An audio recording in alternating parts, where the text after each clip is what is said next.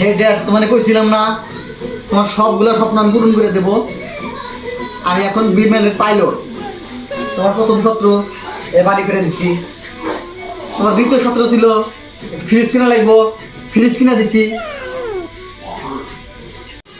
আল্লাহ কাছে চাই বাবা, তোর মতো ছেলে জানি প্রতিটি ঘরে ঘরে হয়। আসলে তুই তো আমার ছন লাভ। কি কেউ ড্যাডু, আমি তাহলে কি?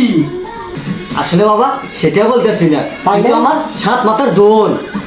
ও, আমি ভাবছিলাম না জানি কি। আসলে বাবা আমার কি আমাদের ডাউট লাগতেছে, তুই বিমান চালাস কখন? আসলে তোকে সবসময় বাড়িতে দেখি, এতটা তুই কিভাবে কামাই করবি? ও শিট ড্যাডু, এটা তথ্য প্রযুক্তির যুগ, ঠিক আছে? বিমান চালাতে হয় মোবাইলে। ইন্টারনেটের যুগে আমরা ঘরে বসে থেকে আমরা বিমান চালাই, কোটি কোটি টাকা ইনকাম। সামনের মাসে আমাদের ফ্ল্যাটটা আমরা কমপ্লিট করব, ঠিক আছে?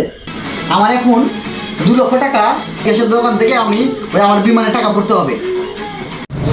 আসলে বাবা আমি মূর্খ টুর্খ মানুষ, এই লেখাপড়া জানি না, এবার এত ডিজিটাল যুগে বিমান বিমান টিমান চালা। আচ্ছা তুই থাক, আমি ফ্রিজে ঠান্ডা পানি একটু খাই আসি।